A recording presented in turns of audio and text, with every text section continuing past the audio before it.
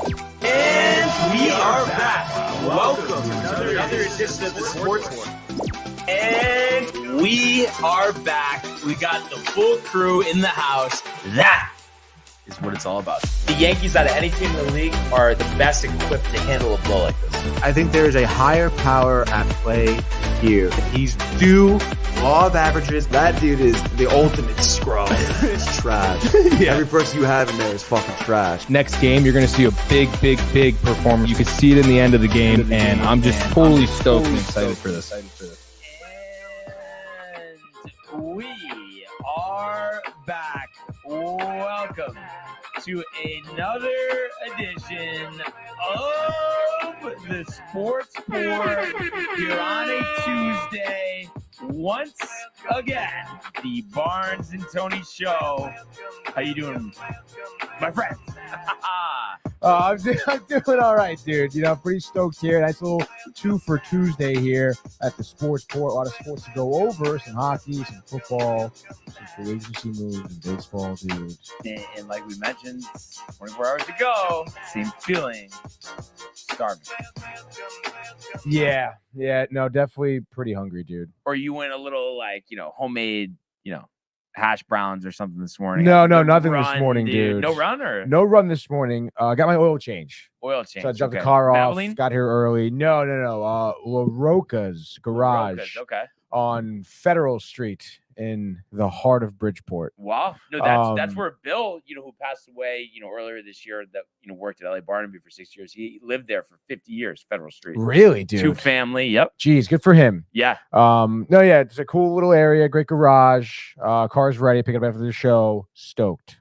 Yeah. Fresh oil, dude. Because then again, like, I'm sure you do the same thing where it's like the mileage is coming up, but it's like you're trying to find time. You don't find time, then you're kind of over. And I honestly, because I get pissed, and I think it might have changed now, but for a while they were always telling me 3,000 miles, and it's just like, well, that's like a couple weeks for me. It's like I know. So I would always like give it an extra like 3,000 or 4,000 on top of that. But now it's 5, but I'll still give it an extra couple because I don't know. To me, it's like you should be able to change your oil every 7 to 10,000 miles. It doesn't need to be 3. Yeah, right. Like why? Like but why then can't also so they say this mileage, but then you know how they have the notification in the car, like the percentage of oil life. Yeah. And the oil life's not up before the miles is up. So it's like I feel like they're just like being extra conservative with it. Yeah, maybe. I feel like it's more though. Like it doesn't because that the car indicator is oil. Like how is it? How much oil? How much oil?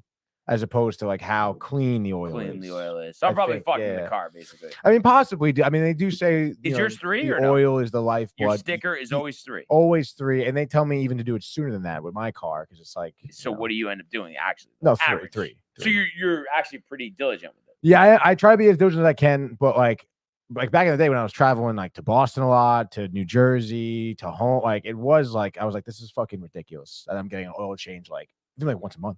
Oh yeah, I was getting even more frequent than that. And I'm like, this is crazy, dude. But I mean, at the end of the day, it's like, it's my car. I want it to last. So yeah. And now it's a little because I feel like over the last couple years I drive the truck a lot, so that cuts down the miles at least. Because it's just annoying. I honestly wish I could do it myself, to be honest, dude. Like, but it is nice because I always just go to VIP, comes with the car wash, and then you just wait there. And I would say as long as you're not busy, I mean you're out in a half hour, 45 minutes. Yeah, I don't know. I used to do Valvoline, but then I had like a huge oil leak in my car. So you just told them to fuck off, and then that was it. Well, I mean, the mechanic I took it to is like, "We get your oil changed." And I was like, "Valvoline," and they're like, "Well, not that he's like bashing Valvoline, but he's saying like sometimes like those places like they don't fucking do shit right, and like oil pressure builds up, and there ends up being a leak somewhere because there's too much like they don't know what they're doing." You know, has something to say about that though. Tommy Donovan says, "Good morning, fam. All motor oil is basically synthetic now. 3,000 is a joke. 5 to 7K is perfectly fine." Wow, dude. What do you know? Another Connecticut native, Tony. Like a native. Agree with me on that. You love that, dude. And I do. I do ask for full synthetic oil. So I mean 5 to 7. All right, if you say so, Tommy. And I want to too. Let's start with Michael Bucker's comment because it honestly is torturous because I remember the meal like it was yesterday. Obviously, it was only a couple months ago. What did you get? So big night tonight. Hey, but me and Sarah are confused about that. Jeffrey? I'm thinking it's Jeffries. Like, why would it be Jeffries, right? Because isn't Jeffrey spelled like that? Is it? Regardless, he says, big night tonight. Hey, Barnes, what did you get at Jeffries in Malibu when you went? So, first of all, they started with great pop-up bread. I don't know if you've had that. Like, it's like Never. kind What of is like that? a pastry type of like roll, like bigger, and it's like they open it up, but it like rises when they cook it. What's it called? Pop-up roll. Oh, pop-up roll? Yeah. It is like it's very like crusty. No, but it's like bread, not like some like dumpling type of thing. Or yes, that's more or less. Okay, all right, yeah, something like that. Yeah, roll, yeah. Okay, that's cool. But with the butter, all of that stuff. So started with that. Couple glasses of wine, Michael. Hey. So went with the Cabernet, and then got the lobster bisque to start. Okay. And then got the filet mignon with asparagus, and it was like the most tender filet mignon I've ever had. Oh my goodness! Give me some mashed potatoes, and then finish it off with the creme brulee for dessert. Definitely one of the best meals that I've had this year, honestly. There's nothing like a little creme brulee after a nice meal, dude. And then the Pacific Ocean views, the tiki torches. Buckta is probably freaking out right now. Oh yeah, and I think he also is going to be freaking out because we were talking about this before the show, and I know, I guess he's going to UConn Sacred Heart over the weekend, but this morning just got tickets going UConn Gonzaga, Michael, December 14th, Madison Square Garden. Definitely pumped for that. Oh yeah, nothing like the Garden on the weekend. That is sick, dude. And to go back to the food a little bit too, my parents did send me photos of the meal they got at the Noodle Bar last night, dude. Let's hear it. So they got, what was it called? Salt and pepper shrimp. They got obviously like crispy rice, pepper steak, and I know you don't like pork chops, but they got salt and pepper pork chops as well, which I never got pork chops there. But I'm looking at the photos right now, and the rice, the tea, dude. Oh, the shrimp. It looks so freaking good. Yeah. Oh man. Just the noodles, dude. Right or no? Just the noodles, dude. Like I feel like noodles, whether it's shrimp or beef, like that's all I need. Give me some crab rangoon. Dude, Renee and I were just talking about it this morning. Crab rangoon. They were talking about on Rick and Dave. Crab rangoon. Oh my god, the crab rangoon, dude. And honestly, obviously, the Noodle House seems like a little bit of a stretch, but like for us to go to. But you know what isn't a stretch is Lilac. Lilac. Boy, that would be pretty good as well. That would be freaking great, man. What else we got here? We got Josh B says, "What up, fam? Casey didn't cover. Let's have a day." Yeah, no, I mean, come on. Listen, luckily we went 2-1, so it's all good. But I guess it's just one of those things. Like when you have a big number like that, I feel like it has to be against a pathetic team, right. And like you know what I mean. Like the Bucks are mediocre, but they're not pathetic. It's like Baker can sling it, so I think that's the kind of. But it was just one of those things. Like, how do you feel comfortable? Like, even though in hindsight, sure, it hit, but like asking him to cover when he doesn't have his top 3 wide receivers, on the road. But for whatever reason, the Chiefs, I don't know, like they just can't. I don't know. Maybe the defense isn't as good as we've been saying. I mean, because the offense was good last night. The offense was good, obviously. Mahomes over 300 yards. Kelsey was looking good too. Finally, DeAndre Hopkins catch. We'll get to it. Unbelievable. The catches that we've seen this past week, between that one, Garrett Wilson, right, and then the catch by Demarcus Robinson in overtime. That was unbelievable. A lot of talent going around the league. Very interesting. But yeah, I don't know about Kansas City. Honestly, dude, like the way I don't know what it is. I don't know if it's just like their game plans from week to week is just so different for each team, but I don't know. It just seems every week they play just good enough to beat the team they're facing. Yeah, I mean, I think a thing too, like before the end of the half, the fumble by Kelsey. Yeah, not good. So that's something there. You look at that. I know, kind of crazy. And then I don't know if you were watching, but Mahomes almost threw a pick with like 10 seconds left. I went to bed right before the fourth quarter started. Literally, like whatever defender jumped the route, and like if this guy had the ball in his hands, he just dropped it. but like they would have turned it over and it would have been Bucks on like Kansas City's 40-yard line. Like, yes, they would have been able to maybe get a long, at least a field goal, like, and then probably win the game instead of overtime. So like kind of crazy.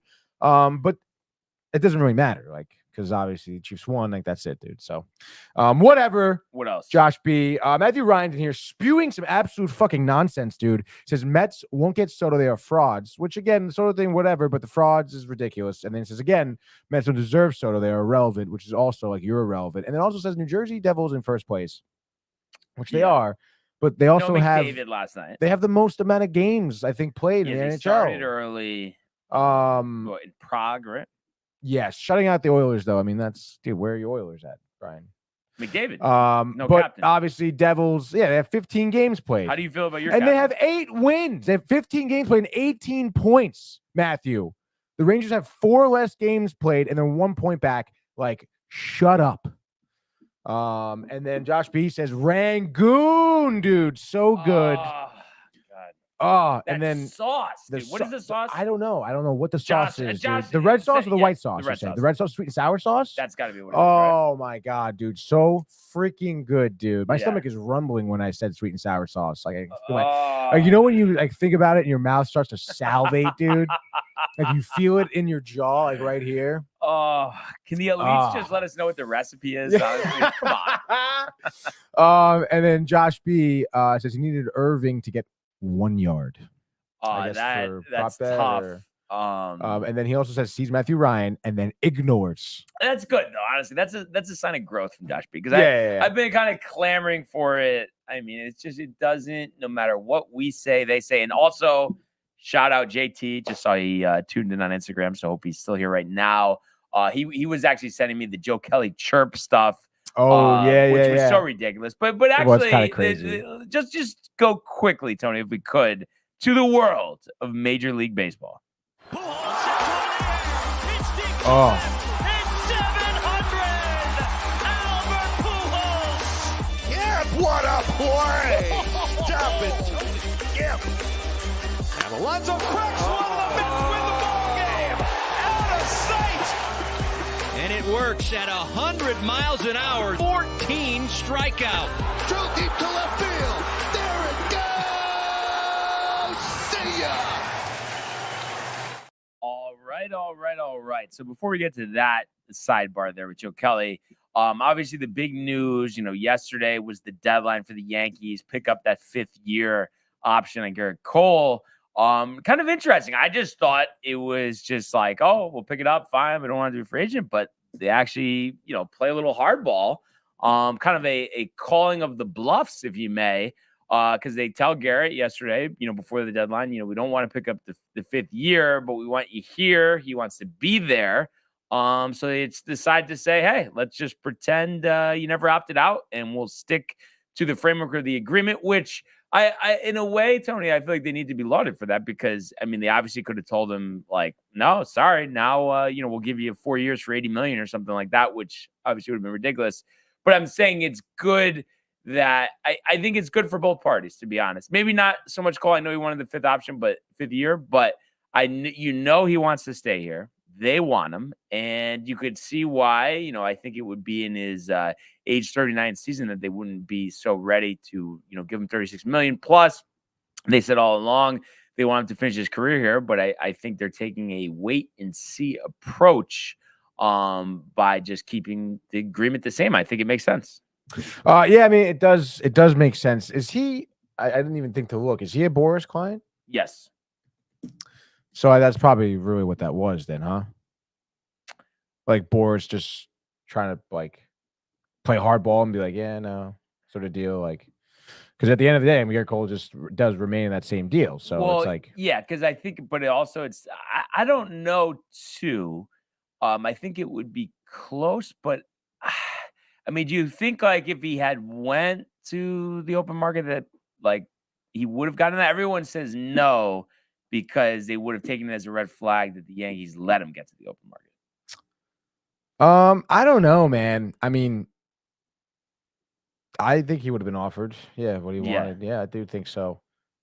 Which is very interesting because I feel like you said, I mean, the Yankees, I think, did bet on the fact that Cole wanted to stay here anyway. And it's like, what, Yeah. the house in Greenwich. Does he have But a house in Greenwich?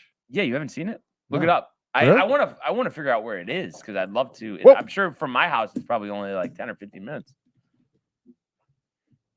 Garrett Cole house in starting pitcher owns a mansion, as I'm sure it is. Yeah, This like is it right look how here. ridiculous this house is. Right, let's show the people. at And I home think here. they said in 2019, he purchased it for $5 million, and I would imagine that it's went up at least a couple millies.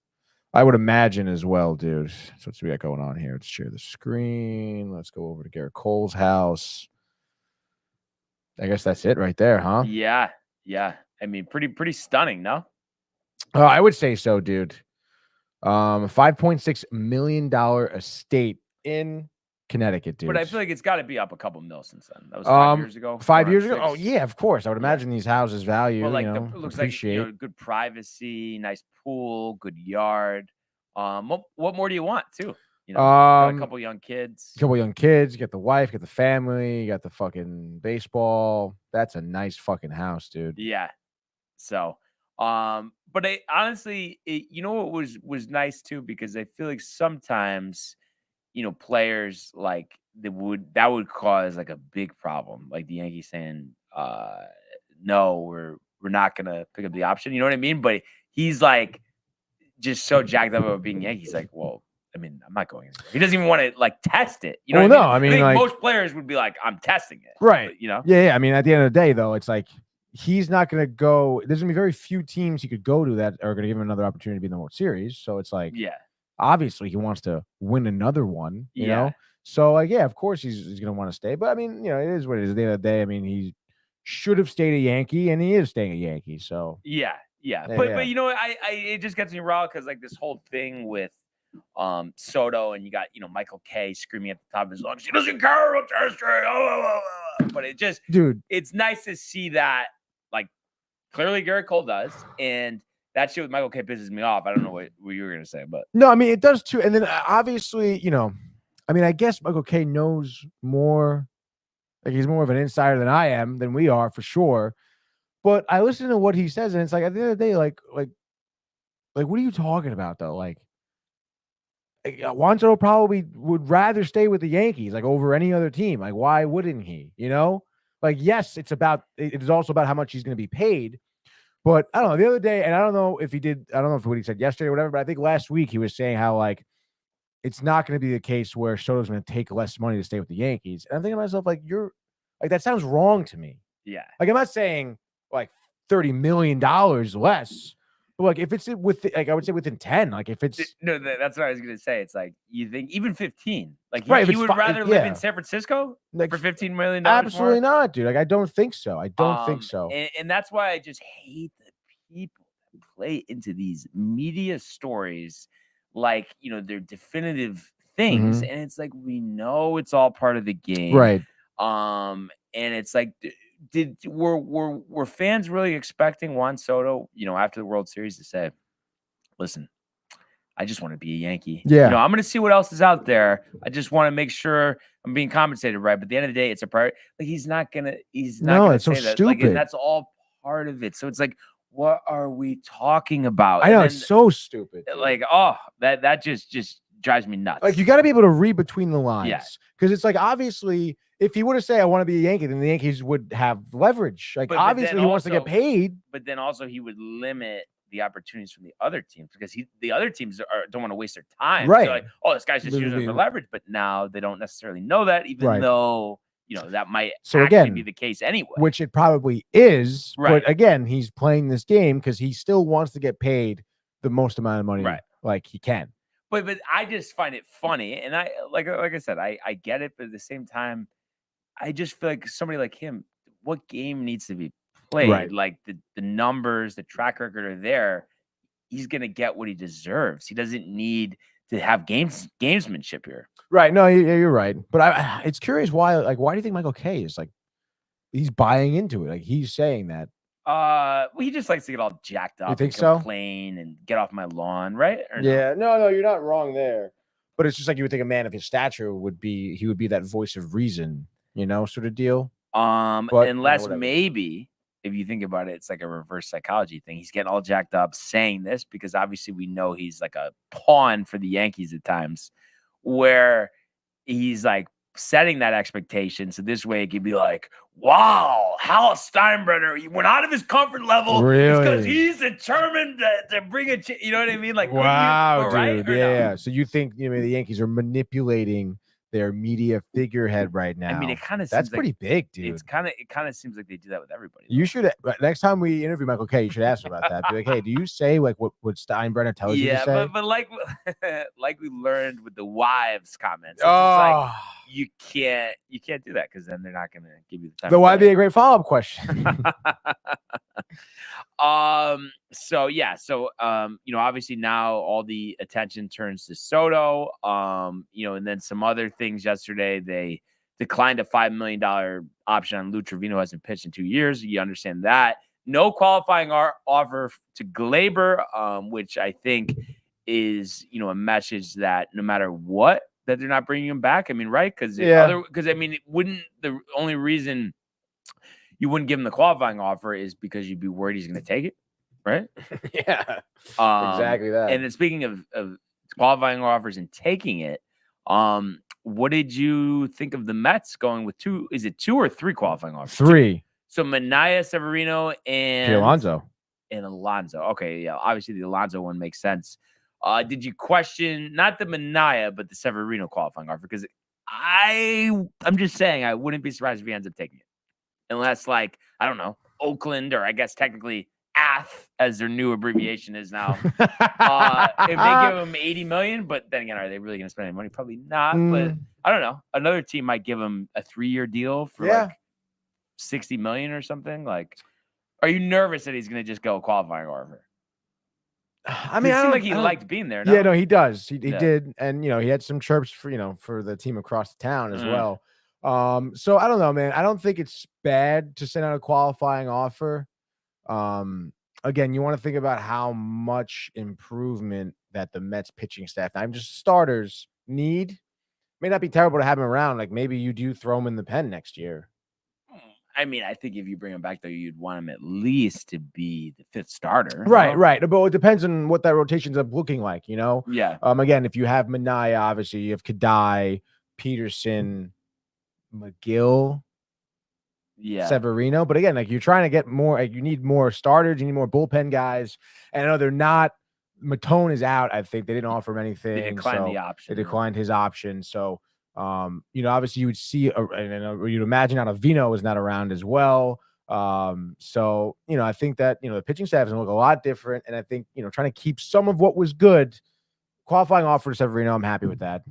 Well, I'm just thinking about this, though. I think he's definitely just going to accept it. He should. Just because another team is not going to give him like a 3-4-year deal and have to give up a draft pick. Mm-hmm. No. Like, I just feel like there's just not enough. That's right. They get draft compensation. That's right. So, yeah, I don't know. Not going to happen, dude. But again, I mean, he did all right, I guess. Postseason could have been better. Regular season was good. But again, I mean, we'll see what it looks like. Yeah, but you know what it is? It's just tough, especially because you think about like a $20 million. And I know pitching $20 million bargain. Right. But like, it's just the tough part is like, $20 million, but you're saying to yourself, well, he's not great. He's okay. Yeah. But then it's just, I mean, the Mets have a lot of work to do. So it's like. Yeah, it seems like that's one of the lesser things that they're really focusing on. Exactly. So kind of just like a backup plan there. Yeah. But and then I just saw some other stuff here. Rangers, Evaldi declining the $20 million option, which is kind of interesting. That is interesting. I mean, he's been doing well. But like, I don't know how much more than $20 million is he really worth, though. Like, right or no? Like per season, I mean, 25 maybe, but it's not. He's not a $30 million a year pitcher. I'd pay him 28. So you would want the Mets to sign him? Yeah. Really? It's interesting. How many years do you think he's gonna ask for?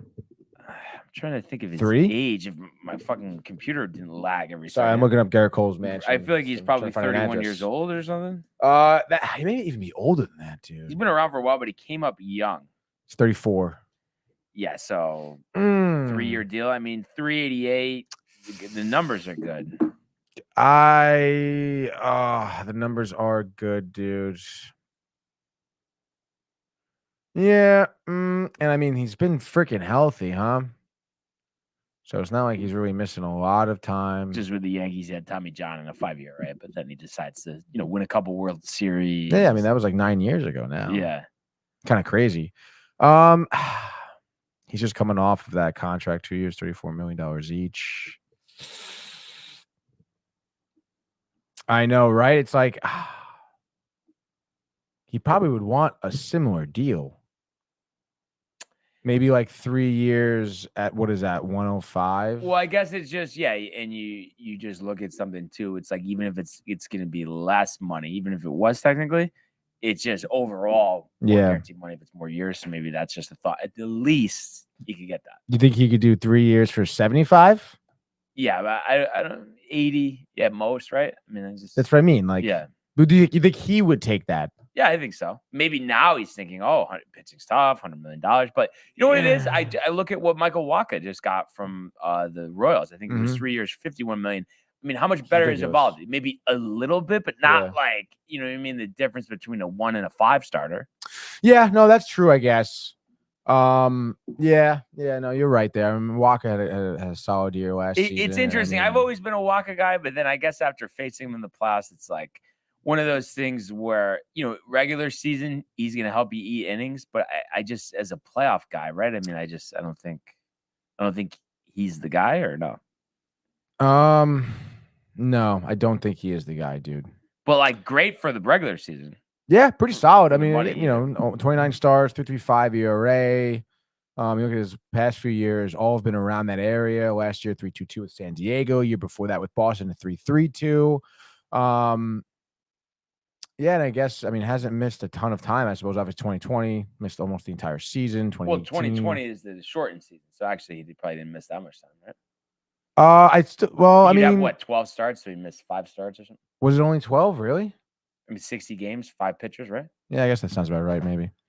So yeah, I guess that seems like that's a kind of a deal for him for the Royals, though. Like, yeah, but like I said, I mean, it's just he can't even go 5 innings though in the playoffs. Yeah, it's pretty wild. But you know what I think he's the best at is a fantasy baseball pitcher. Yeah, because you can get him late. The ERA is low. So I think that's a pretty good bargain for fantasy baseball anyway. Yeah, I would say so, definitely, dude. Yeah, 5.19 ERA in the DS here against the Yankees. Didn't pitch at all in the wild card, obviously. But and then some other stuff here. Wandy Peralta exercising a $4.25 million option to remain with the Padres. And this was, I guess he has player options after each year of what was, originally a 4-year, $16.5 million deal. But, missed a lot of time with injury and, I think was a little disappointing. Last year for the Padres wasn't as effective as he had been with the Yankees. No, yeah, not at all, dude. So I don't know. He's all right, I guess. What do you think? Yeah, but it's kind of one of those things that I don't know if we just do this, and I'm sure you do it with certain guys on the Mets, but it's like I just feel like if he were to come back, he would pitch better because I think you could just tell he loved being a Yankee. You know what I mean? Living in San Diego, playing for the Padres, I'm sure not terrible, but I mean his performance just wasn't as good. I don't know, Matt Blake, maybe, I don't know. Yeah, I mean Matt Blake does work wonders. Yeah. Why you want to get him? You steal him, take him. Yeah, but I'm saying I'm not gonna go hand over fist to get him. But if we happen to stumble upon him, that'd be nice, right? Yeah, I guess so. I don't know. But it is crazy too, and I know this is just one of those things, reality of the situation. But how like all the other sports, like free agency by now, we have 10 huge deals, maybe. Yeah, and it's like, are we gonna have 10 huge deals by the end of the month? Probably not. 10, no way. Yeah. But I mean, again, that's just baseball, I guess. Very slow, methodical. The ownership, Boris, the players. Let's hear all offers.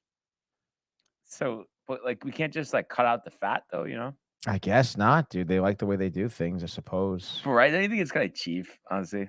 Like, it is a little cheap. It just seems like a waste of time. And then, how are these free agents not best, getting in their new homes right as away. possible. The Yeah. off-season program just doesn't make any sense. Yeah, I guess so. I mean, I feel like we said this last offseason as well. I don't know, man. Maybe it's just the old stubborn mentality of these owners and the players, managers. and everyone's just tight. Everybody does seem to be tight. Boris is tight. Oh yeah. Well, I mean, Always. his age. I mean, everybody's tight. Right, that's true. And I feel like he's honestly probably extra tight because of the whole like how Blake Snell and Monty were handled in their free agency. And then I think was it Monty with the direct call, right? Yeah, Monty then did the direct call out. Yep. Which, I mean, how many times has Scott Boras been fired? Probably not too many. Nope, wouldn't think so. But I mean, especially Monty's season this past year, horrible. You know, Snell didn't get off to a great start at all because he didn't play for months. You know, so not good, dude. And again, that's probably all under because of Boris. I mean, that's definitely Boris being like, "Yo, no, we gotta wait it out, dude. You're gonna get this, you're gonna get that." I'm sure. Yeah, tough, dude. What do you got going on over there? No, it's just one of those things. Like customer texted me by materials, accident, dude. Instead of like, I don't know, someone in their family or whatever. It's just like they think it's a big deal, but it's like, come on, don't care. I'm saying like it's not a big deal. Like no problem, right? Yeah, it sounds like you're gonna upcharge these people now. No. And then I saw Kershaw declining a $10 million option, which is interesting. They said he's still expected to resign with the Dodgers, but interesting. All the time he's missed, he only made 7 starts this year. Like, are they gonna pay him more? Maybe he's looking for like a 2-year deal, but like, are they? Why would they pay him more? No, that's what I'm saying. Like, I guess he could prove that he's healthy, but it does seem like it's been evident that he doesn't want to go anywhere. Yeah, no, that's kind of interesting. I mean, obviously Kershaw doesn't want to go anywhere. I mean, that guy is going to definitely retire a Dodger, but I don't know what he's looking for. 36 years old. Yeah, he was hurt for the entire year. Dude. Yeah. So, I mean, I don't know. Maybe it's like a 2-year deal with more money. Maybe that's what it is. But maybe 2 year, 25. Yeah, something like that. I mean, it's something. He's not getting much because he's been too hurt. He's getting older. That's interesting. But it made me think of it with the Dodgers. I mean, listen, obviously I know my perspective is one way on this, but did you not think the Joe Kelly stuff was a little ridiculous? The guy doesn't even pitch in the whole playoffs, and he's just like saying the thing about the Yankees being the 8th or 9th best team in the playoffs. I mean, wasn't that like it just like there's just no reason for it? Yeah, I guess. No, you're right. Like at least if he was like a big part of the series, like maybe like you could respect it more. But to me, that just seems very weak. I don't think he pitched against. When did he pitch? Did he pitch no, I don't think he pitched the whole playoffs. Because he never didn't pitch against the Mets. I know that. I mean, and I'm sure it led people to be like, who is this guy?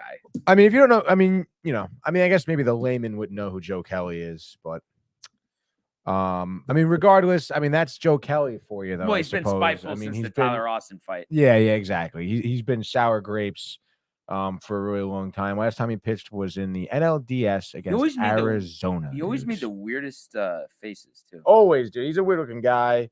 Californian man, born and raised, so... I mean, obviously, dude, like if it was my team he was talking about, I would be like, what the fuck? You haven't even played.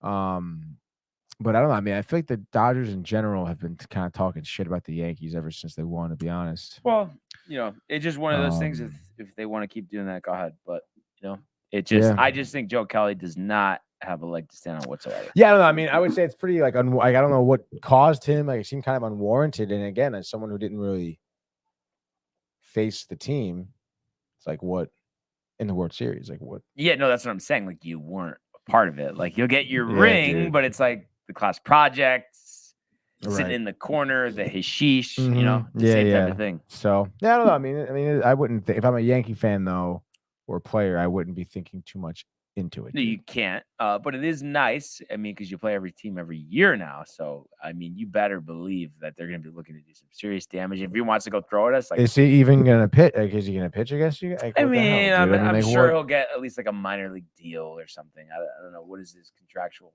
free agent. It should say up top. Oh yeah, sorry, I was looking at what he did. Free agent. Yep. So Mets.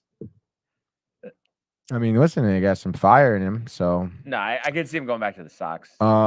35 games here out of the pen, 4.78 ERA, 8 innings, right? I mean, that's what it is. I guess. I mean, but are you even eating innings? No, 32 innings pitched over those 35 appearances. So it's like, no, I'm just saying. No, I mean, it's like it seems like it's like a minor league deal, major league minimum.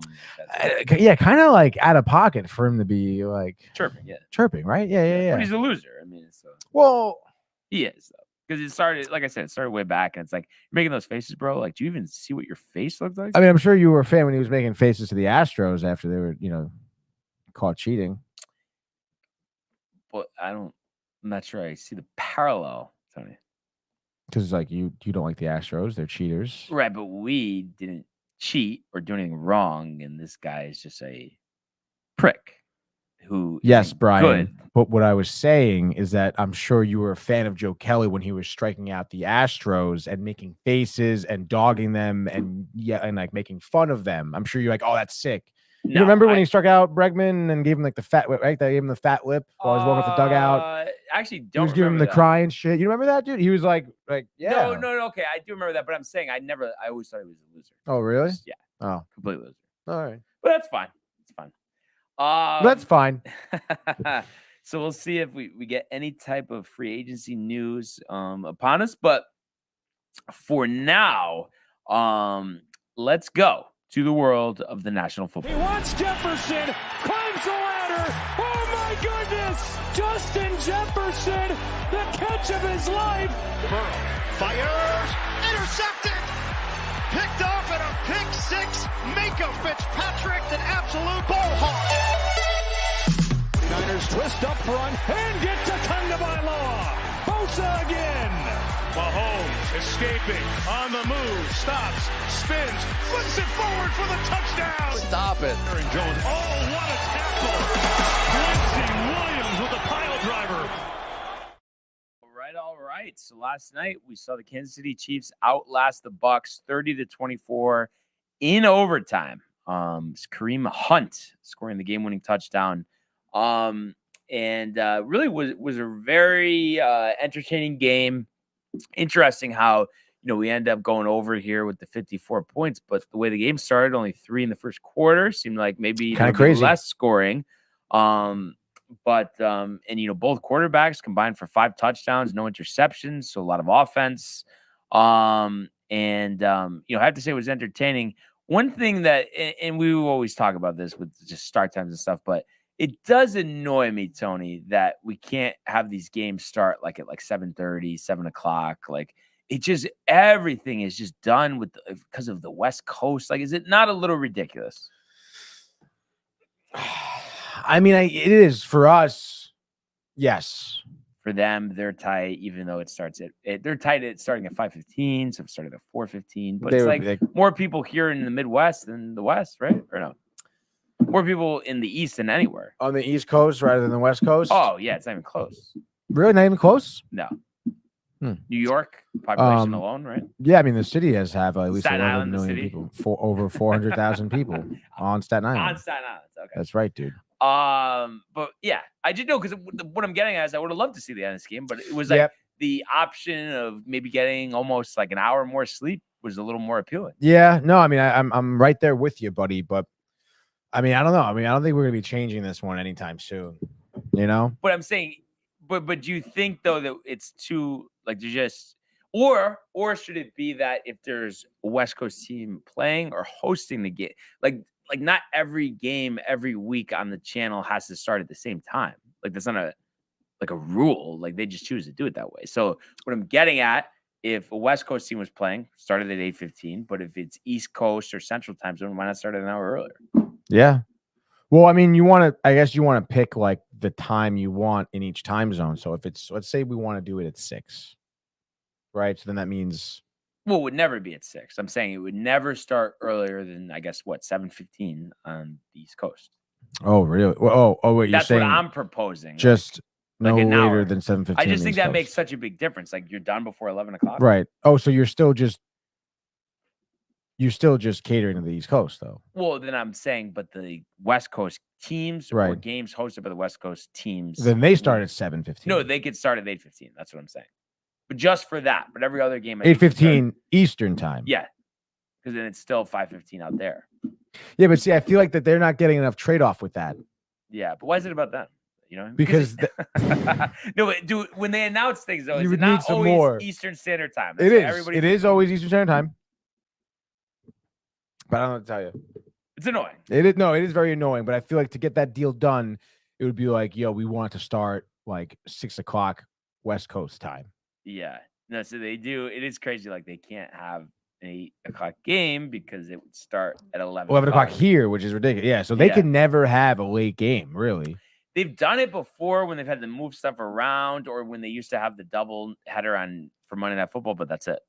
I mean, that would be interesting. But then again, I mean, the NFL wouldn't do that either because then they're losing viewers. So it's like Yeah, the NFL's not But going to do that. again, it's always with them. That's The why money, dude. That's why the Giants are. By the way, I'm about to like throw out my computer. This is just like so. What's annoying. going on? Is it Just slow so or laggy? I mean, what would you recommend? I mean, is it just like you? I know you're alluding to the restart. I mean, you think that's? Yeah, I would maybe like a hard reset would be good. I would imagine that your laptop though, like, what do you don't use it for much, just probably work really, and just like Google and shit, right? Like you're not jacking it up, like, are you downloading music on it? Like, is the Nothing. memory full? No, like, literally email right, and this. right. So there's no reason why it should be all jacked up. Yeah, but So you I think don't know. just try? Or yeah, there's no way it's a Wi-Fi because my phone's working fine. Yeah, I was gonna ask that. And a couple other comments here, by the way. really? Let's This was go, from a dude. while ago. Matthew Ryan said, "Tony, don't be a hater." Oh, stop it, dude. Josh B saying, The "Sweet, sweet and and sour, sour yes, sauce. Tony, yes." Oh. And then no more Mets magic fuck low. But and then Jaybird said, "Should have went for 2. Patrick Holmes is inevitable. Barnes is sundowning." I don't know what that is. If Jaybird could explain. And then Tommy says, wouldn't it make sense to have some West Coast viewers miss the beginning of a game so more East Coast viewers can watch the end of a game? Tony, clear your memory or get a Mac. Wow. Well, Jay Berg at the Mac. It's a good call there. Return the Mac. Return the Mac. Wouldn't it make more sense for Tommy Donovan here? Some West Coast viewers miss the beginning of a game, so more East Coast viewers can watch the end of a game. Yeah, I guess so. I mean, I don't know. Maybe the NFL doesn't see it that way. Maybe I don't know. Yeah. I mean, I would imagine the NFL is doing that because they're getting the most money out of that. Like that's the time slot they know they can get the Of most course. eyes. But and I money. just don't like what I mean, I guess it's just like you never have enough money, but it's like I just feel like though them specifically like they print money, Tony. But I know, I guess it's like the same thing as like lowering the garden prices. Like obviously they're just not going to do it, so I guess it's the same thing. Yeah, unfortunately, we are, Privy to that. at their wills here. Unfortunately, by the way, Jay Burt says here, sundowning is when old people naturally get tired due to the sun setting earlier in the day. But is he saying I look tired, or is he saying? No, I that think went he's to saying that you bed should early? wait. Yeah, you should stay up for the game. Then is what he's saying, dude. No, but it's like even going to bed before 11, Tony, and getting up at 6:30. Like I don't know, you always could sleep more. Yeah, no, I mean you could always sleep more, just like the NFL could always make more money, dude. Yeah, exactly. Jets win next week. Matthew Ryan, Jay Bird loves the positivity. Matthew Ryan, he says, and then Matthew Ryan says, at Jay Bird, the Jets can do it. Yeah. So looking over this game, a lot of what did he say? Love that their Colts game got flexed into 1 p.m., dude. Yeah, I mean that's a game nobody wants to watch. I forgot what the replacement was. I don't know. So Week 11, Tony. Week 11, dude. I would really, really appreciate his words if he were on the field. Oh, God, dude. You had to do that. All the way down here. Texans, no, Bengals, Chargers. No, that's a lot better. Dude. No, that makes sense. All right. All right. Anyway, opening drive, Chiefs, move, significantly into Tampa territory, but get a big sack by Vita Vea, 3rd and 9, taking the Chiefs out of field goal range. They punt, but the Bucs punted back. Chiefs 8-play drive, get a field goal, but then the Bucs answer with a touchdown. So the second quarter was where the scoring really picks up. Rashad White on that 7-yard rushing touchdown. Chiefs get the ball back, 11 plays, 70 yards. So another methodical drive by them. DeAndre Hopkins catching his first touchdown pass as a member of the Chiefs. 3 and out for the Bucks. The Chiefs get the ball, looking to, expand upon their lead, but a Travis Kelce fumble gives the Bucks the ball back, but they're unable to do anything. 3 and out punt, end of the half. So we go to the locker room 10-7 in favor of the Chiefs.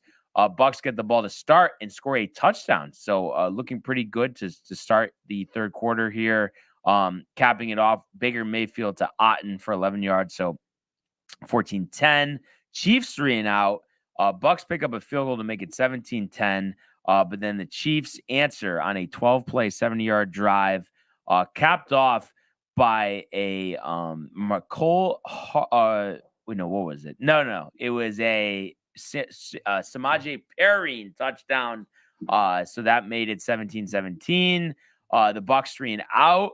Chiefs get the ball back. And they get a touchdown. DeAndre Hopkins, 5 yards. And DeAndre Hopkins, the catches that he had last night, I mean, is that not that could potentially be the difference in the Chiefs losing or winning the Super Bowl this year? Hopkins. I mean, he looks prime in terms of his catching and leaping ability. Maybe not his speed, but never was this burner anyway. Yeah, no, I mean, again, he's got great hands and he's got great awareness on the field as well. So he's able to make people miss and he, get yards after the catch because of that too. So like you said, I think one of the better grabs and definitely I think, saving the Chiefs here. A big reason why they were successful last night for sure. But that throw, I mean, there was 2 guys draped. I mean, it seemed like an auto interception. Literally. And then like when he's going up, like you're waiting for that ball to fall out and hit the ground. I was like so shocked that he just came down with it. And it's like, wow, I guess DeAndre Hopkins is still pretty good. Yeah, really good. So we had a couple punts following that, but the Bucks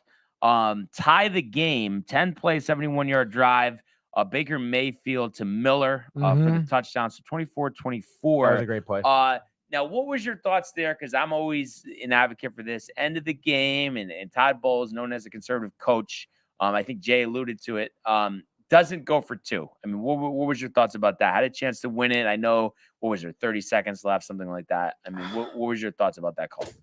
I mean, I guess at the end of the day, like, I think Todd Bowles did what, like, he expected his defense to do.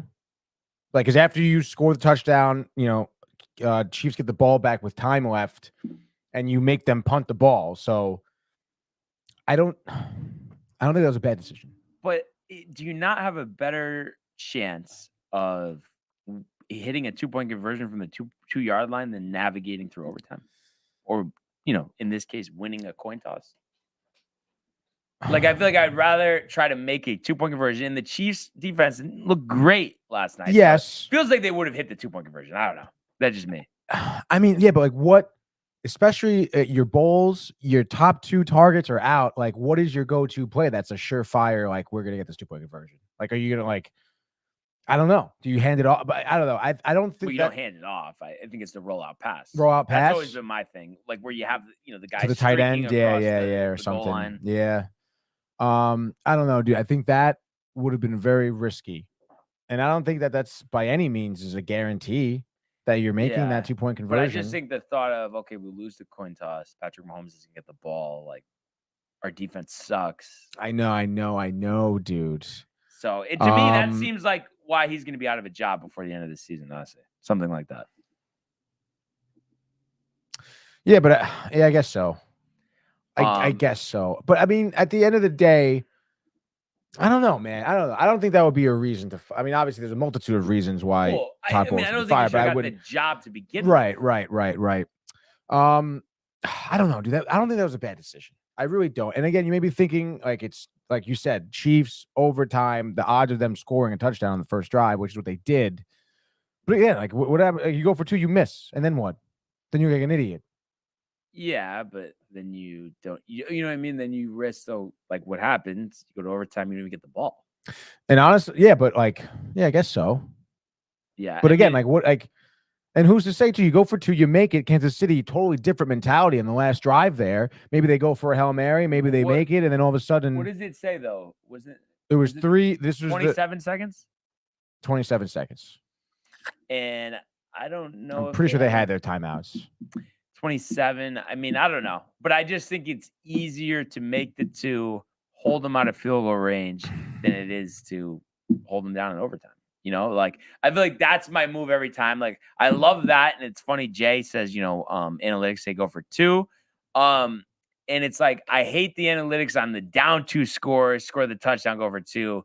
But at the end of the game, I just feel like this isn't the playoffs where you're guaranteed a possession. I just feel like at this point, pretty much every time where it's an extra point to tie, 2-point conversion to win, I'm going for it every single time. Yeah, it's tough, dude. I don't know. I mean, I want to pull up the fucking highlight because the play was that on that 4th drive. That I forget who the fucking put the defender on. Oh, he almost had the interception. Yeah, dude, and it's like that is the game. Where are we? 4th. Here we go. Tampa Bay scoring. This is Otten. Great play. But no, Miller. What are you gonna like? Are you gonna run that? Yeah. Whatever. Hold on. Stand by. I guess. Bang. So this is a great play. I mean, this is obviously a cool play. Draw it up, whatever, dude. This play right here, dude. Like huge mistake. Like, I mean, all right. So this is the play you're gonna see. Hopkins is right here off the line. Trips left here. On the inside, you're gonna see him do maybe like a slant across the middle, and it's just this throw is so bad. This defender coming in, and it's like ball in the hands, and just can't grab it, dude. Yeah. And I think about it, like if your defense if that guy did what he really should have done, which was catch that ball, it would have. I mean, that game's over, dude. You have. Well, it's not over, but because with 14 seconds left, yeah. I mean, you could obviously pick up yards, but if you don't, a 60-yarder is not a guarantee. No, you're right. It's not a guarantee. But neither the 2-point conversion. I don't know. I'm just telling you. If it was up to me every single time, you don't chase the 2-point conversion early in the game. You do it at the end of the game. And then I guarantee you. No. I mean, I guess you're right. I mean, that is when you chase the 2-point conversion.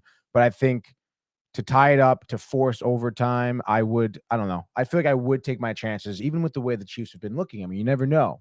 Yeah. I know Mahomes was pretty clean, didn't have any turnovers, but I mean, it's just how many times though. I mean, who knows? I'm sure we could just look it up, but like his overtime record is, especially when he gets the ball. I mean, he must win it like a 95% clip. So I don't know. I mean, I think it's one of those calls that really could go either way. We're Tuesday morning quarterbacking here, so I don't know. And it's interesting with the Chiefs. Is it just me? Because this Tampa defense actually sucks. I know Chiefs scored 30, so it's not like they struggled to score. But when I watch them, I feel like that's the only thing that I feel like is setting them back from like getting back to like where 30 points is like a regularity. Yeah. Is the offensive line. I feel like Mahomes is not getting enough time. No. These freaking ads just auto playing, huh? Yeah, it's interesting. I mean, I would say so. I mean, watching the game last night, I don't know how many times he was sacked 4 times, I guess, which, I mean, that's a good amount for a loss of 31 yards too. And there was a couple of times too where the Chiefs tried to run like some like end around or reverse and just gets blown up. Because again, the O-line just not blocking well enough. And I mean, definitely. I mean, you watch these games, Mahomes is, forcing himself to leave this pocket because the pocket's collapsing, throwing downfield, doesn't have time. So yeah, certainly. I mean, it's definitely a big issue, but I feel like, you know what I mean? Other than that, what is really the weakness though?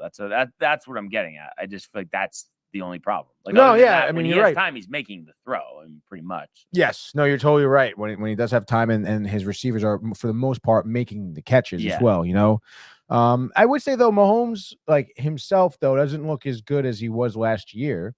I mean, I think this game though, did he not? No, this game he did. This game he did. There were a couple throws. I mean, that throw him to Hopkins. There was a throw earlier in the game too to Worthy.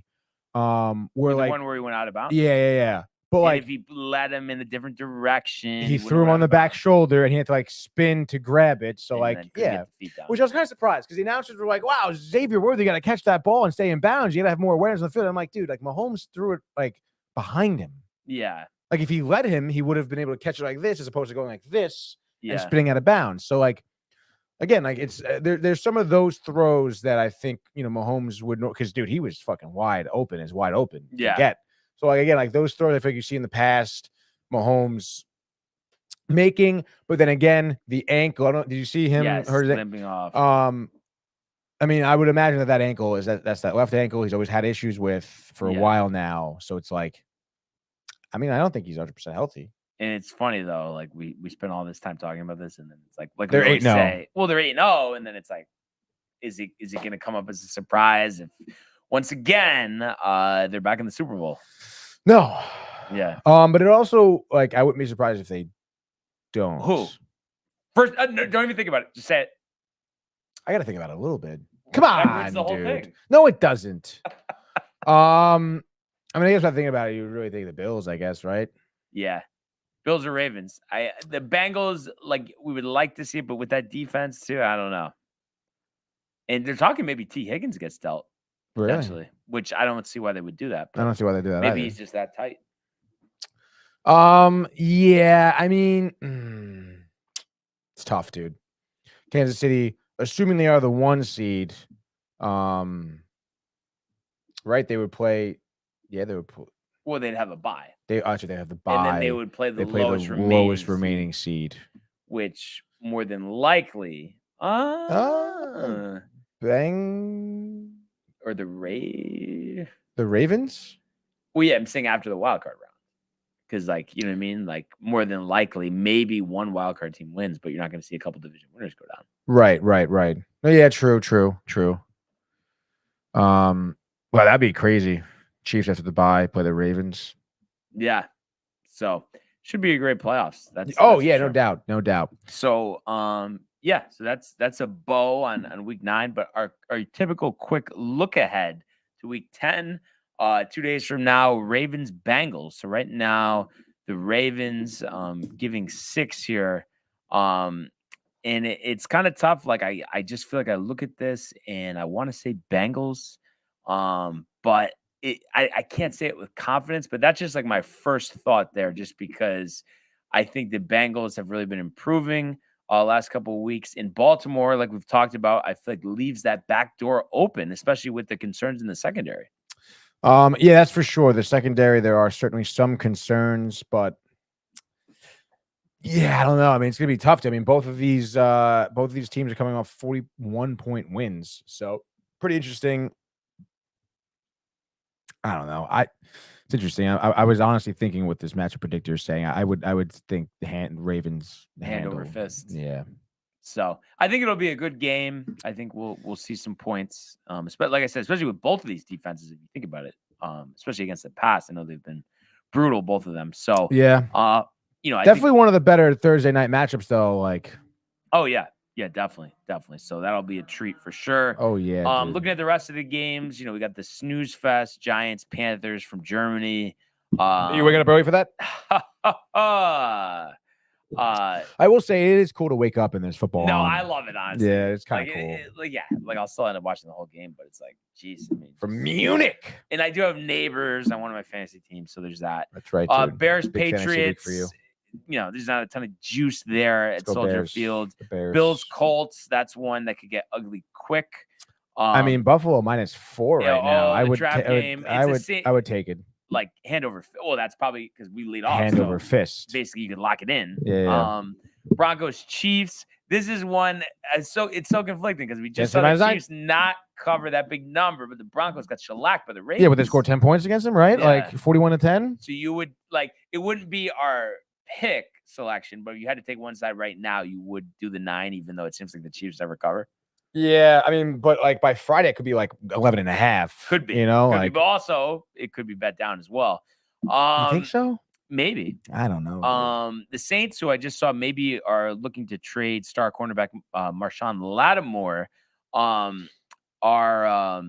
3.5-point home dogs here against the Falcons. But Atlanta -3.5. Yeah. Yeah, I mean Atlanta. I mean hard. Even though rival game, division game, anything happen, I get it. But hard not to lean Atlanta in a big way there.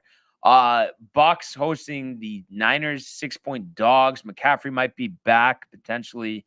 But The Niners, they've kind of regrouped bye week. Definitely feel good about them there, maybe not great. Steelers, Commanders, we talked about this with Michael Butka yesterday. I think that's going to be a really good game. No, I think so too, dude. It's going to be a good game. I think it's going to be tight. Yeah, down to the last second for sure. Jags, Vikings could potentially leave a lot to be desired. Chargers, Titans. I could see Harbaugh, really wanting to run that score up and just kind of make a statement. It could Get leave a lot to be desired. Cowboys hosting the Eagles, same thing. And I think the Cowboys today just traded for Jonathan Mingo, the former LSU wide receiver. So, just kind of a ho-hum type of move, but I guess looking for help any way they can get it. Cards, 1-point home favorite against the Jets. I really want to see the Jets win this game, but I just feel like they're not. What about you, honestly? I mean, the Cardinals look good. Yeah. And Harrison's been like, is the beast going to be awoken? Especially because, Sauce, but we haven't really talked about that. Sauce, like the numbers say, like not good. Years, trying in the wrong direction. Yeah, so that's not good at all. And I do like the Cardinals running back Connors. Really good. Yeah, honestly, dude, he runs hard. Tank. And again, like the way the Jets defense run up the middle, like. And then nobody talks about him. Trey McBride is a really good tight end. Renee, good morning. I will say though, I would imagine top of the morning to you. Top of the morning. Like the sweatshirt. Tie dye. Yeah. Absolutely. Whatchamacallit, dude. I feel like the game will be high scoring though. I think the Jets I think Garrett Wilson will have a show. I hope that's the case. But it's just a matter it just can't come down to like a last minute field goal. Yeah. Who's kicking the ball? Who actually is the kicker? Is it not Legatron still? Is it not? No, he's injured, I think. Oh, really, dude? Go to the roster. Go to the roster. That up, Michael Bucket says, after hearing about that meal in Malibu and that view of the Pacific, oh, baby, I'm hungry. The palm trees, the food, the hat backwards, the shades, the Pacific, and the chicks. Place kicker here. Riley Patterson. Yes. Yes. Looks like he went to Memphis, 25 years old, 6'0", 190 pounds. Looks like he's coming over from Cleveland right now. And Jacksonville before that. And then before Jacksonville, he was on Detroit. Interesting. Yeah. So, I guess 2021 rookie year, 7 games here, 13 of 14. That's great. In Jacksonville, 30 of 35 field goals. It's pretty solid. Just better than what Legatron have been giving us. How about this? Michael Bucket taking a page out of Matthew's book at the end of this statement. Taking my cousin and her boyfriend to Jeffrey's. No doubt. No doubt, dude. So he's pumped up. Yeah, Joffrey's. And then 2 more games this week. Lions at Texans. The Texans, record's good, but I think haven't been scoring as much. Seems like a bad matchup for them. So Detroit -3.5 there. You think that's a good game, or could they get manhandled here? The Texans? Yeah. 4-0 at home. I'm just saying the Lions really put a beating on teams, though, it feels like. Yeah, obviously the win against Green Bay is huge. The rain game, though, I don't know. I would imagine, weather permitting here. Stroud would be slinging the ball. Weather permitting in the cozy confines. That's right, dude. NRG Stadium. So never know though with Arizona with the hail coming in. Yeah, that's crazy. How do you not know? It's a bad job. Somebody must have got fired. Do you think or no? I don't know about fired. A stern talking or to put into the boiler room. Yeah. Yeah, I guess so. The Lions are really good and stuff, but I wouldn't be surprised if the Texans pull it out though. I would be. Last minute, I don't know, CJ Stroud, 2-minute drill down the field, time expiring, they scored. But it does appear, even though they're fine, they'll probably win their 10-11 games, but it does seem like they're struggling a tad, and the injuries have played a part in it, but just kind of following up that surprise season. I always talk about that. But I still think, CJ Stroud, one of the best young quarterbacks in the league. Yeah, it's just a matter of what their defense could do. But the Lions are, a different animal. You look at some of those scores. Do some addition. 24 points out of Green Bay, Tennessee 52, 31 against Minnesota, 47 against Dallas, 42 against Seattle. They're looking like the Chiefs. Yeah, definitely. Do you give the Dolphins a puncher's chance against the Rams on Monday night? No. It's over. Yeah. It's a shame. Absolutely, dude. It Like, just seems like such a waste of a season. um, Waste of talent, you know. yeah, no, I mean, definitely. And then we talked about it. A lot of talent on that roster, not a lot to show for it in terms of results. Brian at 2-6. I mean, again, I guess they kept it tight against Buffalo, but I think the Rams are rolling right now. You know, 3-game win streak. And honestly, like Nakua, he hasn't even had that big game. He was totally silent last week. Obviously, before was his first week back or whatever. So, he has yet to go off, and then we know what Cup can do, and Stafford, it just seems like he is that quarterback who's, like we talked about, just not going to give up on a season. Miami, I mean, I feel like they have their foot halfway at the door already, like the players. Yeah, people are tight. Dude. Yeah, people are tight. They're losing that one. Big on McVay and Stafford. That's and you're in LA too. You're at SoFi. Yeah, or Inglewood, whatever. Like that could finally be like a big Rams crowd, because usually it's the visiting team, but I feel like the Dolphins fans barely show up at their own stadium. So. Yeah, no, very true there, dude. So we'll have to see. But that being said, let's go to the world of the National Hockey League. Here he comes. McDavid shoots. Top shelf. He scores. Captain with the overtime winner. That's the middle pick. It's a world-class hit right here. Tomsky stepping. Rink Washington made the full split save. Are you kidding me? Turn. Side of the net. Between the legs, and they score! Filthy. David Pasternak. The silver trophy to the Golden Knights. All right. So a light night in the NHL last night. Very light. Of 3-0 shutouts. The Kings crazy. and the Devils That's right. prevailing on the road. Darcy Kemper turning back the clock for the Kings. 3 saves, and even for Tony, a little Kopitar with there a we goal go, baby. and 2 assists, and Fiala with a goal and an assist. So they were the majority of the offense for the Kings in that one. The Oilers, the 6-6-1 start. No McDavid last night. The back-to-back. But still, the Devils with Jake Allen in net getting the win here. I'm sure they were pumped about that. Oh yeah, dude, definitely. Especially like, I mean, a guy like Jake Allen. I mean, it's kind of crazy actually that he's on a roster right now, especially with a team as youthful as the Devils here. He was in Montreal last year. Yes, last year. Oh, I guess technically he was on Jersey's roster last year. But before that, yeah. Montembeault. So 12 games tonight. Oh, that's right. Big frenzy here. No Rangers or tomorrow. As we like to say, terrible job.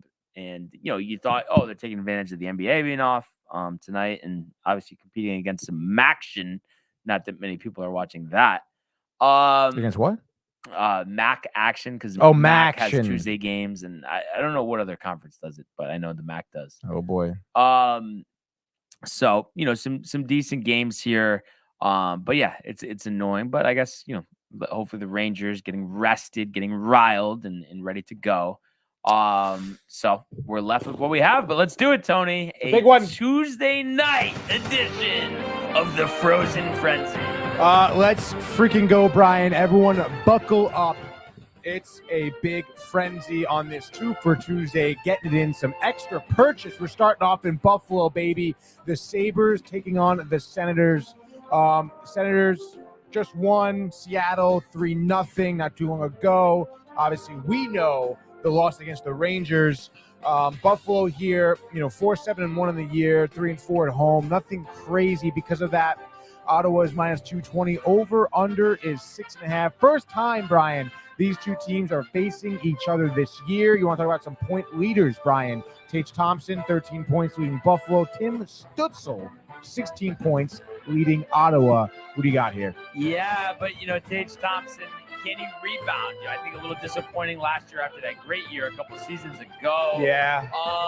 And just seeing Ottawa, I think they're going to give Buffalo some trouble. And as much as I am earning for our road trip to Buffalo, seeing both the Sabres and the Bills play, I think Ottawa is the better team. So for that reason, and that reason only, I'm going to say they get the job done here. I wouldn't be surprised, honestly. I know this seems a little outlandish, but the Ullmark shutout And I think Brady Tkachuk provided the offense for Ottawa with 2 goals, one in the first, one in the third. So it's the Senators and it's the under. I do love Omar, dude. I like that call. Senators in the under. Omar paying dividends here for Ottawa, but I think I'm going to take the Sabres here. Luukkonen getting the start, likely it says, which is nice, courtesy of Daily Faceoff here. And I just think Sabres, Tage Thompson is due. I'm forgetting the other. Owen Powers, their defender. Let's get in there and figure some shit out, dude. I think they do get past the Senators, so we're kind of limping their way at 6-5. Give me Sabres and the under, Brian. Next up here, second game, we're going to Toronto Maple Leafs taking on the Bruins here. Scotiabank, you know the deal. Boston, road dogs here, tight dogs at plus 110. And the over-under is 5.5, Brian. Maple Leafs, 2-game losing streak. The Bruins, 2-game winning streak. Haven't given up a goal in those 2 games either for the Bruins. 2 teams with a lot of highly paid vets, and both kind of underwhelming to start here. So it is tough. I would say Boston's probably the better team, but then maybe the Maple Leafs kind of due to get going more here, with Matthews, with Marner, with Tavares. So I think this is going to be a 5-4 Maple Leaf victory in a shootout. So an exciting game from Scotiabank. So it's the Leafs and it's the over.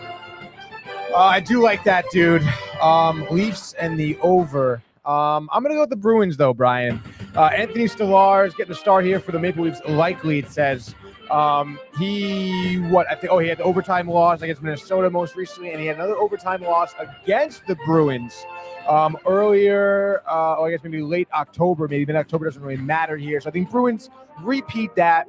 Their defense has been humming. That is their big strong suit, is their defense. Does seem like Jeremy Swayman, off the big contract extension here, is finally looking kind of good. So I say the defense stifles Toronto. Maybe Mitch Marner a goal, maybe Nylander a goal. Nothing for Austin Matthews, nothing for Johnny T, dude. Give me the Bruins winning this one. I'll say Bruins and the over, though. I think it's, 4-2. 4-2 Bruins over next game. Keep it going here. Staying in Canada. The Canadiens, Brian, taking on the Flames.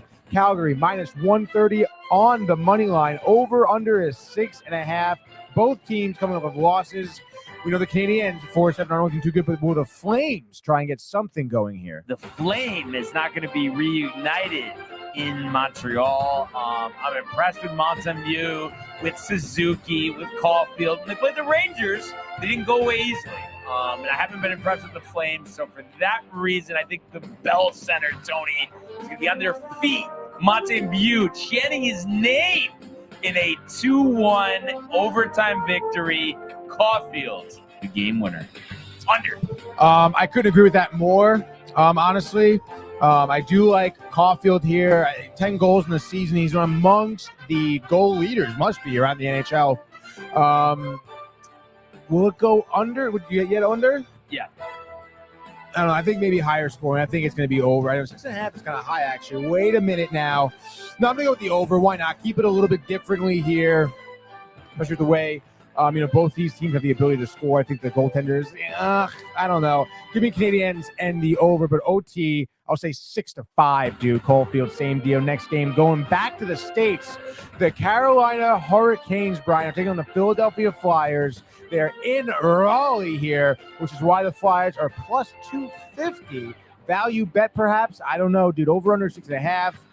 The Flyers 8-2-0, only 1 loss at home. The Flyers struggling early here, 4-7-1. Are the Hurricanes still humming after this game? You know what they say, there's no value in losing. So those odds are tempting, but what good is it if it doesn't hit? Nikas has been by far the best player here for Carolina in the early going. 18 points, 12 assists, so getting his teammates involved. And I think you're going to get a good game out of Kochka. What is it? Chekhov. Chekhov. Ooh, his numbers don't look great yet, but I think they're going to improve. And I think Svechnikov can have a nice game here as well. So I think they actually shot out the Flyers here. 5-0. Hurricanes in the under towards his seat, getting very, very warm. Yeah, I totally agree there. And I think it's absolute chalk. Flyers are just in shambles right now. They just got shut out by the Bruins. It'll be back-to-back shutouts for sure. Go Kings. Next game here. Oh, next little matchup here for Brian. 7:30 time slot. We're in now. The Islanders at UBS Arena taking on the Penguins. I know exactly where Brian's going with this one. You hate the Penguins. They're plus 115 on the money line. The over-under is 6.5. Interesting here. Islanders, Barzal, injured, struggling to score. Most recently lost to the Rangers. Penguins, old, struggling to win games at 5 and 7. What do you got, UBS? I'm going to throw you a little curveball here. Wow. Penguins. I think I don't like the way the Islanders are playing. We're talking about seats getting hot here. I mean, Patrick Waugh, I know maybe a little early now, but if this thing continues to spiral, they might be looking to make a move there. So I think this is a typical Islanders game. 3-2 Penguins in overtime, and I'm going to say Michael Bunting with the game winner. So the Penguins and the under. Wow, dude. You're I think you may lose. Let me just double check the starting goalies before I make my decision here. Ilya Sorokin confirmed. Yes, dude. Throw you a curveball, Brian. Islanders, Sorokin, first shutout of the year, lone goal, Noah Dobson on the assist, tipped in front of the net from the blue line. Brock Nelson scores early third period. They win this game 1-0. Penguins stifled. Josh B, watch out. Ilya Sorokin shut out tonight. Islanders under. If Josh B's watching, he just sent you a Venmo even believes him. Yeah. Oh my God, dude. I know it's so bad, but we keep on pressing upward and onward. 8 p.m. St. Louis. The Blues at 6-6 taking on the Tampa Bay Lightning, a team that definitely still needs to win here. Tampa Bay minus 170. The over/under is 6.5. The Lightning coming off back-to-back losses. Winnipeg and Minnesota, two hot teams. The Blues stifled Toronto the other day, 4-2. Their main goal scorer, Jordan Kyrou, we know that. Kucherov, though, with a stifling 20 points, 10 goals, 10 assists. Crazy. What do you think for Kucherov and the boys here?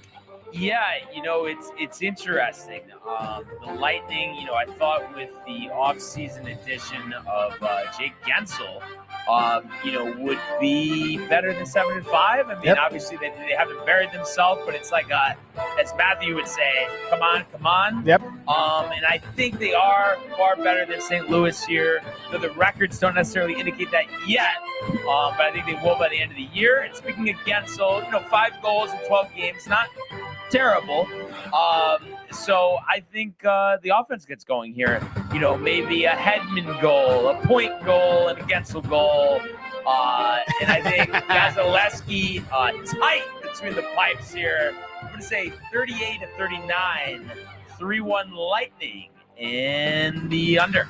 Love that call there. Definitely. No, I always go Blues. I think Binnington gets absolutely freaking popped tonight in between the pipes for the St. Louis Blues here. Lightning, Kucherov goal and assist, keep it clean. I love the Braden Point call. Gensel as well. There's going to be a lot of goal scoring, I think, on the Lightning end. I think they win 5-1. Lightning in the under as well. Next game, keep it going. We're in the 8 o'clock time slot, just 4 games left. The Kings working on the back-to-back. They will be traveling to St. Paul, Minnesota here. They are plus 140 on the money line as the Wild have been killing it at 8-1-2. Not a loss in regulation at home yet this year. Over-under is 5.5. The Tenders have been doing very well for both these teams. Kemper, we know the shutout. Gustafsson killing it for the Wild. First ever franchise goal from a goalie. What's up there? Good for him. And then obviously Kaprizov, Nikita Kucherov with 20 points. Kaprizov here, 21 points. 14 of them coming from assists. He's the setup guy. Does Kopitar and the Kings have what it takes to handle the Wild on the back-to-back, Brian? It's one of those things. I just don't see how the Kings win. I mean, just because of the back-to-back, the Wild have been playing so well. So I just have to ride the hot hand here. I think Zuccarello with 2 goals and an assist. Kaprizov adding 1 as well. I think this has 3-2 Wild written all over it. So it's the Wild and it's the under. Yeah, I agree here. I would imagine it's the Rittich start, too, for the Kings. Kemper's not doing the back-to-back. Wild just got handed their first OT loss, their first loss in general at home against Toronto a couple days ago. They're back for blood. I think Wild in a landslide, honestly, 6-2. Wild and the over, Brian. That's Wild. Next game, let's go to Winnipeg. Speaking of Wild, they're 11-1 on the year. They're taking on the Utah Hockey Club. You bet your bottom dollar, Utah dogs here, plus 170. Over, under 6.5. We know the usual suspects here. Jets obviously on a win streak, 3 games in a row here. What do you think is happening? Chalk. I mean, I have to go with the Jets. I mean, Utah, hot start, kind of stumbling a little bit, hanging around, but I just think you're going to see Kyle Connor and Hellebuck, enforce their will here. 5-2 Jets in the over. I love that there. You said it, chalk, dude. Kyle Connor, a couple goals, Morrissey, Hellebuck, all the names. Jets in the over. Chalk. Let's go now. 9 p.m. Colorado. The Avs taking on the Kraken. Seattle plus 150 here. Over under 6.5 for your betting dollars. Last game, these two teams faced each other. Colorado won 3-2 in a tight one late October. Both teams, though, coming off of a little bit of a skid. 3-game losing streaks. Kraken getting shut out back-to-back games. Colorado losing all 3 of those games 5-2. Pretty interesting there. Colorado more likely to bounce back? Yeah, I mean, I would be shocked. They're going to turn it around. I know, We've seen right? this with other teams before. They're just too talented. So I think, what we'll see here is a decisive Colorado win, restore some faith in the Colorado faithful at Ball Arena. So I think it's going to be 5-2 Kraken. So they kind of reverse the trend of those 5-2 losses with a W, Colorado in the over. I love the little reverse Uno card right there. Avalanche, I would imagine Anunen is getting the start there. Georgiev, 1-4 in the year with a 4.62 goals against. Kind of crazy, dude. They need help with the goaltending position, that's for sure. But I think the scoring will outweigh that of the Kraken tonight. They got Joey Decord, the Boston man, in between their pipes. Fuck that guy. Colorado stifles them. High scoring, 7-3. Avs and the over. Let's go now. 10 p.m. time slot. We're taking it to the West Coast for the West Coast viewers, Brian. Anaheim, the Ducks, and the Canucks are playing in Anaheim. Vancouver minus 225, Anaheim plus 190. Maybe a value bet here. Josh B. Don't take my word for it though. Over under 6.5. The Ducks coming off of a nice win. Nice loss against Chicago, 4-2. They had a tough road trip on the East Coast. They're having a tough homestand. They're just having a tough year in general. The Canucks, a little tough. 5-2-3. Definitely expect more of them. Do they make an example of the Ducks here tonight? Coming into this pick, I've taken 2 out of 10 underdogs, so obviously I haven't been doing that much. Let's do it here. Wow. Love Terry, the throwback, jerseys, logos, all of that. Quack. I've heard enough about Brock Bozer. So I just think they play a tight-knit game here. Terry, game winner, overtime, 2-1, Ducks in the under. Absolutely love that, I guess. I'm going to go chalk here, though, Brian. I'm going to go the Canucks, please. I think on the road doesn't really matter. I do like the Ducks, the threads, the sweaters, the old school, the logo, Terry, McTavish. I don't know, dude. I think it's the Canucks. Lankinen, I'm sure, getting the start here. I think it's just going to be a scoring bonanza. Quinn Hughes getting in the mix. I think the Canucks are due for that game here. I think it's Canucks. I think it's 6-1. So Canucks and the over. Let's go last game, best game possibly, 10:30 p.m. We're going to San Jose, Brian. The Sharks taking on the Blue Jackets. Not exactly a matchup you write home about, but watch out. Blue Jackets here, minus 130, over under 6.5. We have a lot going on. Both teams, you guessed it, coming off of losses. Blue Jackets got blanked by the Capitals, 7-2. Sharks, as I mentioned, Vancouver 3-2 there, keeping it tight. First time these two teams are facing each other. What goes down in San Jose, California at the SAP Center? What goes up must go down. It's kind of interesting, too. The Sharks going with 2 former Devil goaltenders in Blackwood and Vanacek. But that... But, they had 1-3 in a row, lost to Vancouver last game. But I just feel like I need another dog in the fight here, Tony. So I'm gonna go with the Sharks, and I think every time I've picked them, they've lost this year. That's why they're 3-8-2. But give Tabari a hat trick, honestly. Get the crowd going. Let's get the enthusiasm back at the SAP Center at San Jose. So I'm gonna say 4-3 Sharks in the over. 4-3 Sharks in the over. No. Throwing your curveball. I'm taking Sharks, and I'm taking the over as well. I love that call. I think the scoring starts and ends with former Rangers here. Barclay Goodrow getting the starting off for the goalie here, for the goal scoring, whatever. First period, I think this game goes to OT. It is our boy, Alex Wenberg, the OT winner. Sharks win 4-3. Sharks and the over, Just Brian. like that, a Tuesday night frozen frenzy. What a frenzy it was to me. Yeah, that was a great frenzy, dude. Josh B saying Tony's best bets. And then Michael Bucket says, I got to go to Malibu Pier and Zuma Beach. Yo, Tony, is there still binge buddies tonight despite the election? Yes, there will be a special election coverage. Really? No. I mean, maybe we'll mention it, I'm sure, but no, we got to full on binge buddies. The Penguin, getting dude. the Coronas going, right? And The swing states. Where's Ohio? And then I was so a couple of things here. First of all, he says he's tuning in.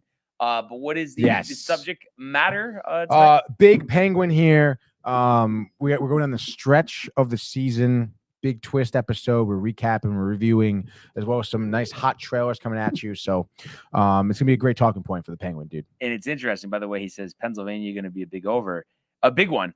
But I will not be tuning in to Binge Buddies tonight, not because I don't want to watch, but because, Tony, last night before the football game, I started and watched episode 1 of the Penguin. Stop, and really? I have to say, yeah, dude. Colin Farrell. I mean, good job.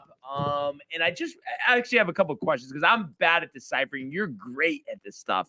But watching the show, so obviously we get it. You know, he kills whatever her name is, brother. You know, because he was laughing. Sophia Falcone. Couldn't handle it. Yeah. Like Tony getting tight. Not that Tony, but Tony Soprano. Yep. But when they're the whole time, like before they go to the dinner and stuff, she has it in her head like he did it. Yeah. Okay. Yeah. And then so that's why she says this something of, I forgot what she says specifically, but when they're leaving dinner, she makes some comment about how he impresses her or something like, "Oh, you're good," something like that. You're good at talking your way out of things. And then when he's with the kid, before they go their separate ways, he's setting up the dead body being delivered because he knows they're about to kidnap him and like torture him. Exactly.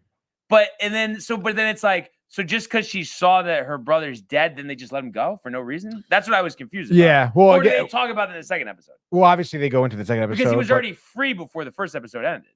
Exactly. Yeah, he was. Well, because the car gets thrown in or driven in, and then, he's the brother's in the trunk. But I almost would I guess it's like, obviously, like he's the whole show. You can't do this. But in reality, like, wouldn't they have just killed him? Like if it wasn't right a away? show? Yeah. No, probably. But again, I mean, she was like torturing him a little bit. The fucking wire in the arm, dude. That was kind of sick. But yeah, no. I mean, after that, at that point, she's like, oh, like it must not be him then. But then again, like if you're thinking like, that's why they let him go, because she thinks it's not him. She thinks like because because it has the revenge and they think it's the other Maroney, the guy who's locked up, Salvatore Maroney, the other crime family. They think that's why he went to go visit and gave him the pinky ring. Yes. Yeah, yes. dude. What's the point of the pinky ring? So the pinky ring, Carmine Falcone, the father of Sophia and the brother, he took that ring from Salvatore Maroney because he won the big mob family fight off there. That's why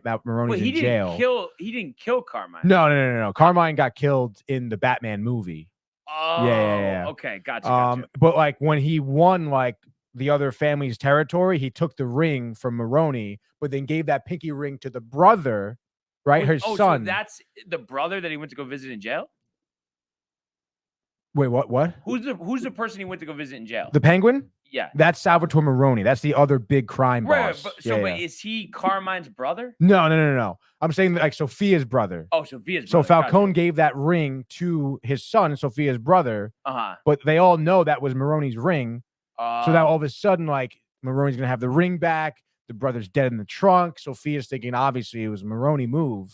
Okay. But I'm guessing by the time, first of all, how many episodes are out right now? I guess this was just the 8th one. Oh wow, Yeah, so yeah, a lot of catch up to do. Yeah, dude, for sure. But will that storyline by the next couple episodes, will a lot change? Like from what we just talked about, does a lot change from then to now? And yeah, dude. Yeah. And was it necessary for Farrell to wear the fat suit? I mean, yeah, I guess so, right? I mean, but he's also, a small guy normally. Is it just because they wanted to make him look so rugged, or is that because of the fat suit, how he has those wrinkles and lines? They chose it to be that way. They definitely did that intentionally, yeah, for sure. And but I guess I was starting to think about this in my head because I forgot who was talking about it, but just about the whole fat suit thing, and then is it just they feel like the head of a mob or a gang or something has to be fat because they're always getting hammered, eating pasta, the hookers, and all that shit. I would imagine that played into it, but I mean, the Penguin character is a big guy. But did he play that in the other? He played that in the Batman, the movie. How much? But is he a big part of that movie or no? Yeah, he's one of the. And they did the same exact look. Same look, thing. Yeah. Okay, gotcha. But that's what his character looks like in the comics and everything. So waddles like a penguin. Yep. And then the mother, she knew what was up. Oh my god! You always tell your mother. Yeah, you do, dude. So funny, the mother, dude. Oh man, that's funny. That's funny. But I have to say, I just needed to see what it was all about. And, hell yeah, dude. Yeah, I think that. But see, why is there not more of that? More of, I know, right, dude? People are literally saying this is one of the HBO's best shows. It's crazy too, and I love that HBO because they go to the Max branding stuff, but they don't get rid of that classic Tony Soprano, whatever the thing is that says HBO, the gray and the sound and the box off the home movie thing. Yeah, the best. Dude. The best. Oh my god, so good, dude. So other than that, Michael Bucca on the way out says he's gonna need to tune in to bring some to Binge Buddies to regulate him, not because he wants to watch the show. Okay, yep, that's fine. Can you give my guy a shout out before you end the show, if okay? I have a bad feeling about this election. Going to OT, I'm gonna be a nervous wreck tonight. Who knows? I mean, OT. I don't know if they do OT, dude. Well, I guess with Bush in Florida 20 years ago, right? Did they technically go to OT a couple weeks in? Did I thought the butterfly ballots? Yeah. Didn't they have to do a Ralph recount? Nader. Oh my God, Ralph Nader, dude. Is he still running? No, I don't think so. But I don't know, Tony. I don't know about you. Extra days, especially with just everything is available on Twitter. I just don't have it in me. Besides that, I'm just not a politics person anyway. But to sit there for hours and watch election coverage, can you do that or no? I mean, it's a little interesting, but to actually the whole 6 hours straight, you're just watching coverage. Yeah, no, I mean, probably not. I mean, when I was in high school, I was doing that around time. That was oh my god, I got to really tune in. And I never felt like that. It's just other people were always watching it, so I was watching it. Yeah, true. But I don't know. But then again, I don't know. I know I won't be really watching any of it, to be honest. So, what are you doing? Going over Sam's. So probably some Netflix. Did you watch The Penguin with Sam or no? No. I watched it last night. We actually just watched and I was surprised that I liked it because it doesn't seem like I would like this. But Netflix just came out with a Martha Stewart documentary. The documentary, yeah. You saw it? No, but I heard of it though. Potential it was good. Binge Buddies thing. And yeah, then we were talking too. I was telling her about this because I've mentioned this a couple times. I think you gotta watch Lincoln Lawyer. Yes, I know, dude. You're gonna be you're talking about the show, that one is getting tons of viewage as well. Yeah, I gotta Netflix, easy access, right? Yep. No, yeah, it's there, dude. Yeah. So I'll watch it for Friday.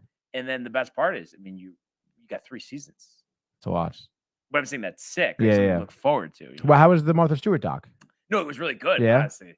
I mean, Martha Stewart, the prison, Snoop Dogg, yeah, the second hand, the roast second of Justin hand, Bieber. Dude. Oh my god, dude! She's wild. Yeah, she is. Home cooking, home living. But I think once you start talking about Martha Stewart, that's when you know that the episode is over. But we really appreciate everybody who tuned in today and continues to comment, and subscribe. All of the archives on the YouTube page, Tony, Michael, Renee, and Jay in costume, the merch at downtowntv.com.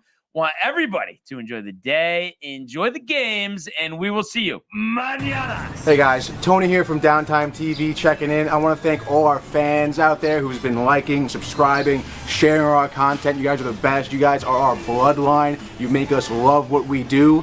Thanks again.